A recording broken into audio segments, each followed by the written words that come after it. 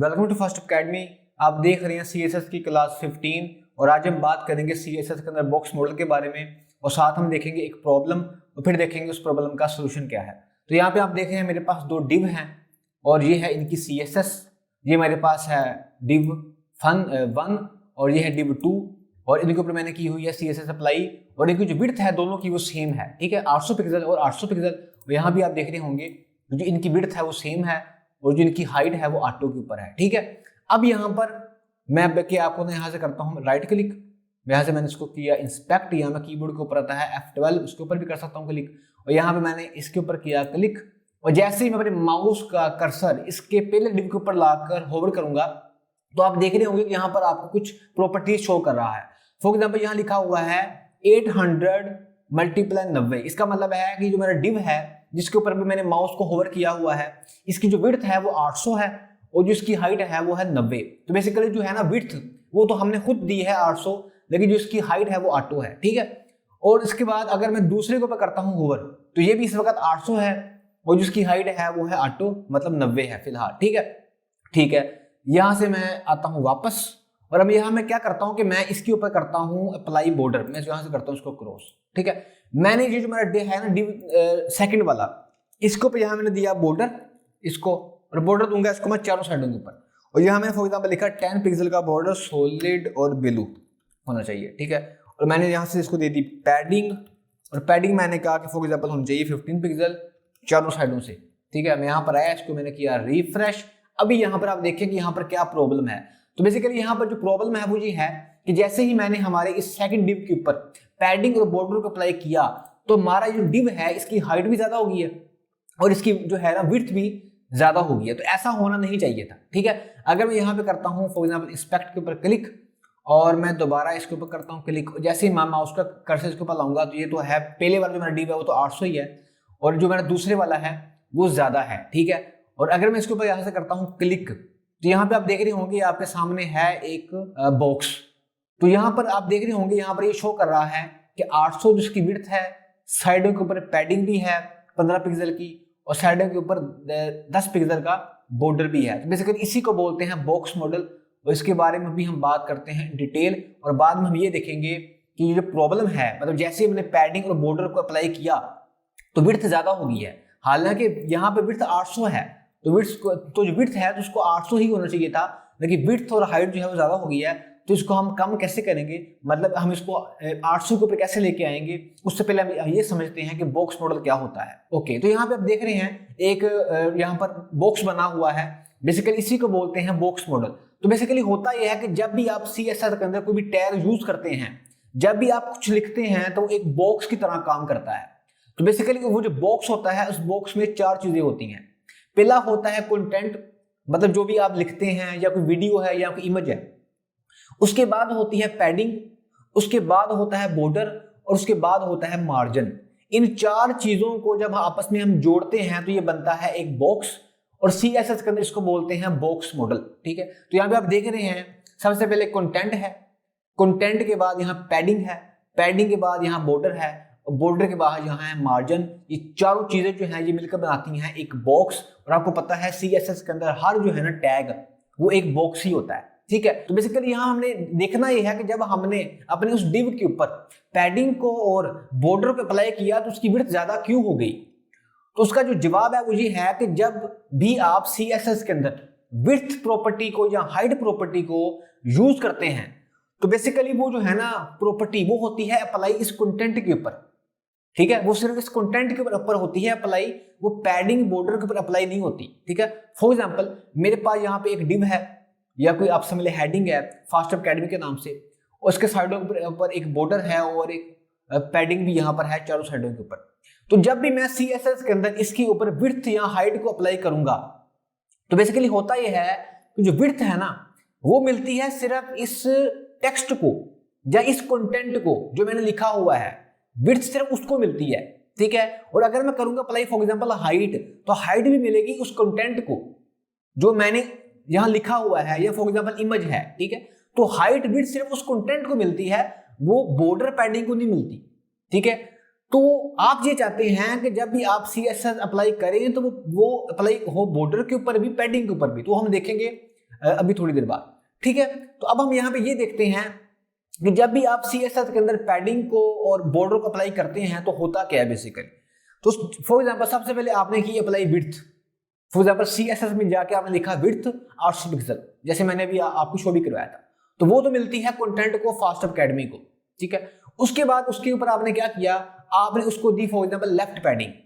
जब भी आप लिखते हैं ना सिर्फ पैडिंग लिखते हैं, ठीक है, मैंने फॉर एग्जांपल मैंने लिखा पैडिंग 15 पिक्सल, तो वो मिलती है चारों को, लेफ्ट को भी, टॉप को भी, राइट को भी और बॉटम को भी। तो फॉर एग्जांपल आपने जब भी पैडिंग अप्लाई की तो लेफ्ट के ऊपर अप्लाई होगी, उसके बाद वो राइट के ऊपर भी अप्लाई होगी, उसके बाद आपने उसके ऊपर दिया कुछ बॉर्डर। फॉर एग्जांपल आपने दिया लेफ्ट बॉर्डर और फिर आपने दिया राइट बॉर्डर। अभी हम बात कर रहे हैं स्पेसिफिकली विड्थ की।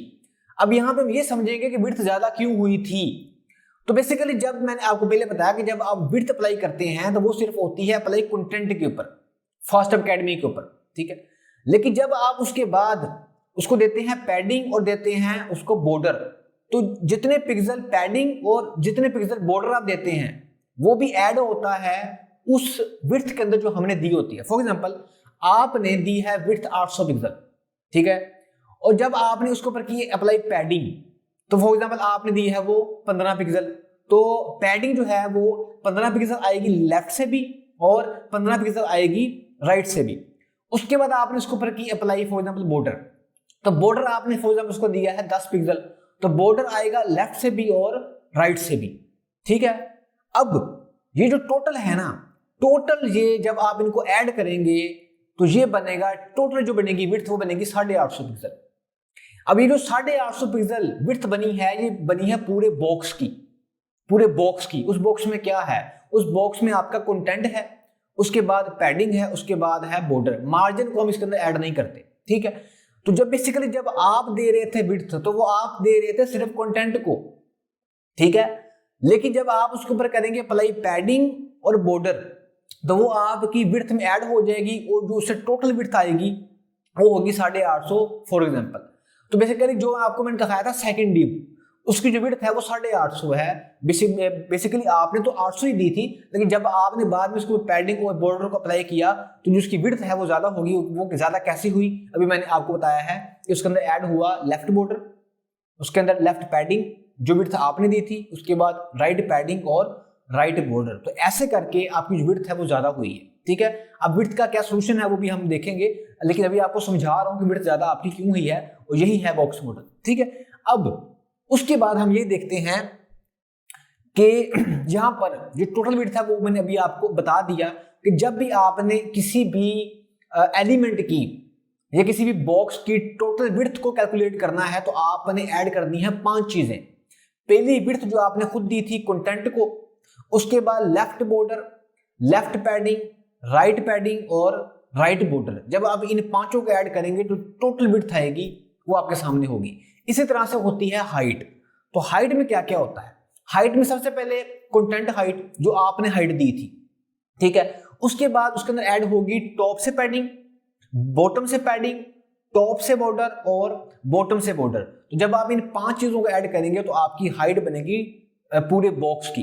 ठीक है, इसी तरह से मैं आपको थोड़ा सा हाइट के बारे में दोबारा दिखाता हूं कि जब आपने हाइट दी है तो आपने सिर्फ दी है अपने कंटेंट को जो आपने लिखा हुआ है, उसके ऊपर फॉर एग्जांपल बाद में आपने की अप्लाई पैडिंग टॉप से बॉटम से, तो वो उसके बाद आपने किया अप्लाई बॉर्डर। तो ये जो 5 चीजें हैं ये मिलकर आपके जो है ना कंटेंट को, सॉरी एलिमेंट को हाइट दे रही होती है। ठीक है, आपने कंफ्यूज बिल्कुल नहीं होना, अभी मैं आपको ये सब कुछ प्रैक्टिकल करके दिखाऊंगा। ठीक है, अच्छा अब मैं आपको दोबारा ना दिखाता हूं एक इमेज। बेसिकली ये होगी आपकी टोटल हाइट। ठीक है, अब मैं आपको दिखाता हूं एक इमेज। ये इमेज जो यहाँ पे आप देख रहे हैं, बेसिकली जैसे मैंने आपको बताया कि जो भी जब भी आपने करनी होती है कैलकुलेट अपनी टोटल विड्थ, तो उसके अंदर सबसे पहले होता है बॉर्डर लेफ्ट, पैडिंग लेफ्ट, आपका कंटेंट मतलब जो आपने अपने कंटेंट को दी है विड्थ, उसके बाद पैडिंग राइट और बॉर्डर राइट। तो ये जो 5 चीजें हैं ये मिलकर बनाती हैं विड्थ। ठीक है जी, उसके अलावा अगर फॉर एग्जांपल जब आपने उसको दी है हाइट, तो जो हाइट है वो मिलके बनती है बॉर्डर टॉप, पैडिंग टॉप, आपका कंटेंट जो आपने कंटेंट को हाइट दी है, उसके बाद पैडिंग बॉटम और बॉर्डर बॉटम को जब हम 5 को मिलाते हैं तो बनती है टोटल हाइट आपके कंटेंट की। तो आइए अब हम देखते हैं इस सबको प्रैक्टिकल, और साथ में ये देखते हैं कि इसका क्या सोल्यूशन है, इसको हम कैसे ठीक करेंगे। ठीक है, तो यहां मैं करता हूं सबसे पहले इंस्पेक्ट, और जो हमारा है ना दूसरे वाला, ठीक है, मैं इसके ऊपर माउस को करता हूं होवर, ठीक है, और होवर करने के बाद मैंने इसके ऊपर कर दिया क्लिक। जैसे इसको मैंने किया क्लिक तो आपके सामने एक जो है ना बॉक्स शो हो गया है, इसी को बोलते हैं बॉक्स मॉडल। ये जहाँ तो होता है स्टाइल में नीचे और साथ होता है कंप्यूटर के अंदर, ठीक है, जहाँ से मर्जी दे लें। तो जैसे मैं फॉर एग्जांपल यहाँ पे इसको मैंने किया होवर, तो इसकी ना साइडों के ऊपर भी इसको कर दिया हाईलाइट। तो जो इसकी विड्थ है ना वो 800 ही है।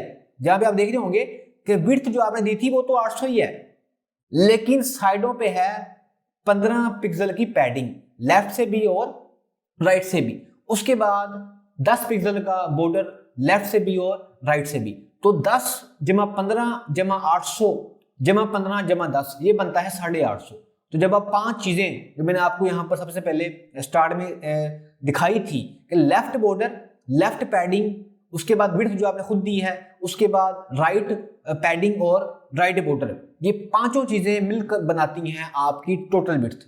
उसके बाद हाइट की 90 है और वो ऑटो है, ठीक है। अगर आप हाइट को खुद से भी देंगे तो फिर भी वो यहाँ पर आ जाएगी, जैसे यहाँ पे आ रहा है 90। तो जो आपकी टोटल हाइट है वो मिलके बनेगी टॉप से बॉर्डर, टॉप से पैडिंग, उसके बाद हाइट जो आपने दी है, बॉटम से आपका पैडिंग और बॉटम से आपका बॉर्डर। फॉर एग्जांपल 10 15 90 15 10, तो इससे जो आपकी हाइट है वो हो जाएगी ज्यादा। तो जो हमारी विड्थ है वो है इस वक्त 850, 10 15 800 15 10, और जो आपकी हाइट है वो आपकी हाइट है 140। कैसे? 10 15 25, 25 और 90 115, उसके अलावा 15 और 10 140, ठीक है। तो ये आपकी होगी है हाइट। अगर मैं फॉर एग्जांपल यहाँ से इसको सबको चेंज कर दूंगा तो यहाँ से भी इसकी जो वैल्यू है वो चेंज हो जाएगी, ठीक है। ठीक है जी, मुझे उम्मीद है कि आपको समझ आई होगी और आप बोर नहीं हुए होंगे, ठीक है। अब आप चाहते हैं कि सर सोल्यूशन बताएं। सोल्यूशन ये है कि जो भी आप यहाँ पर हाइट दें और हाइट देने के बाद आप यहाँ पर बॉर्डर और पैडिंग अप्लाई करें या ना करें, हाइट वही होनी चाहिए जो आपने यहाँ पर दी है। हाइट ज्यादा नहीं होनी चाहिए। आप बॉर्डर अप्लाई करें, आप पैडिंग अप्लाई करें या ना करें, हाइट ज्यादा नहीं होनी चाहिए, सॉरी विड्थ ज्यादा नहीं होनी चाहिए, और साथ ही हाइट भी ज्यादा नहीं होनी चाहिए। जो आपने विड्थ और जो आपने हाइट दी है वो फिक्स होनी चाहिए।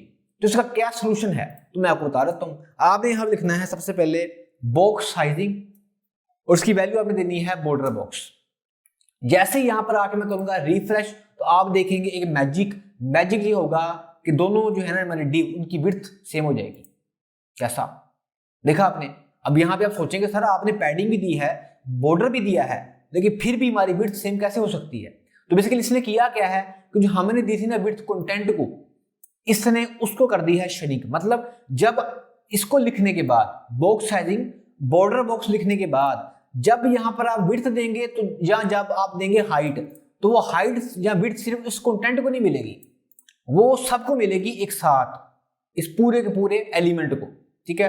तो वो इसको खुद के से एडजस्ट करने की कोशिश करेगा, ठीक है। जो आप देंगे पैडिंग, वो पैडिंग होगी 15 पिक्सल ही, जो आप देंगे बॉर्डर वो भी होगा 10 पिक्सल, मतलब जो पैडिंग आप देंगे वही होगी, जो आप देंगे बॉर्डर वही होगा, लेकिन जो होगी ना इस कंटेंट की विड्थ वो उसको ऑटोमेटिक कम कर देगा, ठीक है। अब यहाँ पे क्वेश्चन आपका ये होगा कि सर विड्थ तो यहाँ पे सेम हो गई है लेकिन हाइट यहाँ पे सेम नहीं हुई, ठीक है। तो बेसिकली इस वजह से नहीं हुई क्योंकि यहाँ मैंने हाइट दी नहीं है, तो बेसिकली हाइट ऑटो थी। तो हाइट ऑटो का मतलब ये होता है कि जब आप विड्थ को करते हैं फिक्स तो हाइट आती है विड्थ के हिसाब से, ठीक है, ऑटोमेटिक।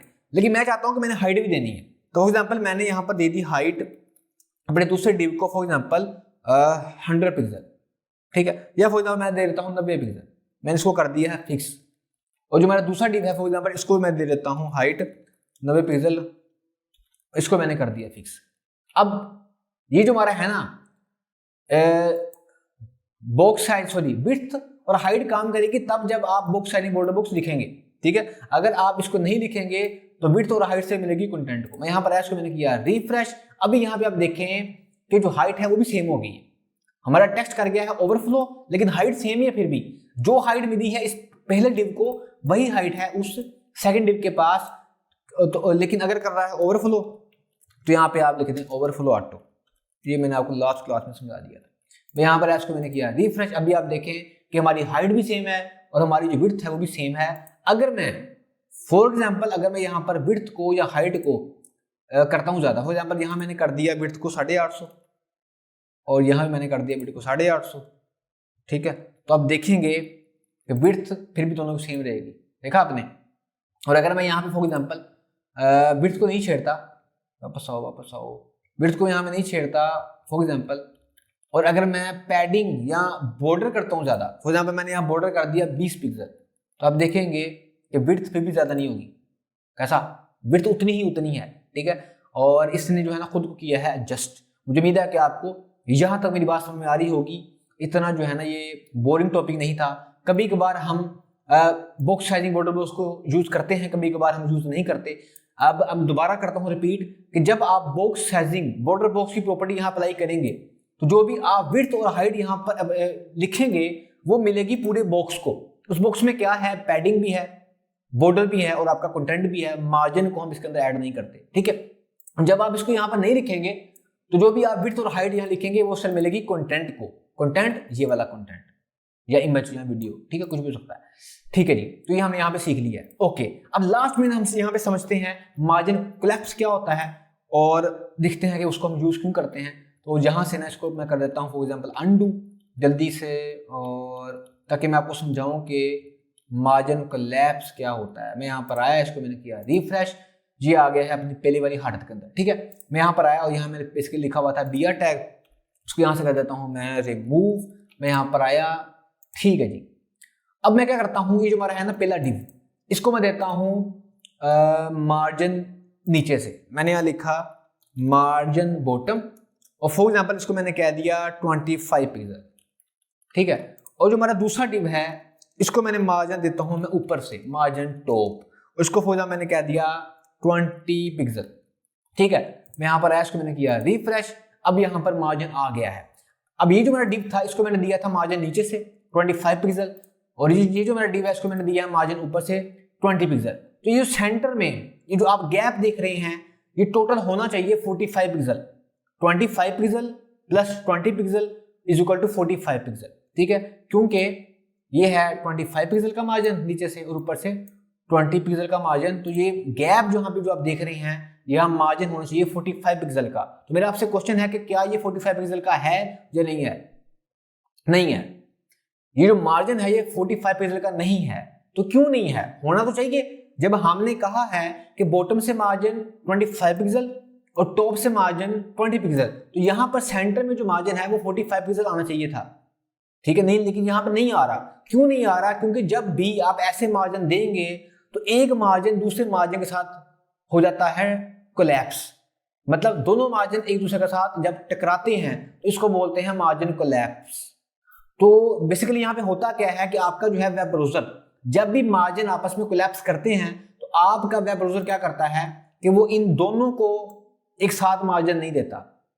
मतलब वो यहाँ पर ऐसा नहीं होगा कि मार्जिन आ जाएगा 45 पिक्सल का, वो इन दोनों में से कोई एक मार्जिन देगा। या तो वो मार्जिन ये वाला देगा 25 वाला, या वो देगा 20 वाला। तो बेसिकली यहाँ पर जो मार्जिन है वो या तो 25 है और या 20 है। अब यहाँ पे क्वेश्चन आपका ये होगा कि सर कैसे पता चलेगा कि मार्जिन 25 है या मार्जिन 20 है? तो मैं आपको यहाँ पर ये बताता हूँ कि मार्जिन यहाँ पर 25 है।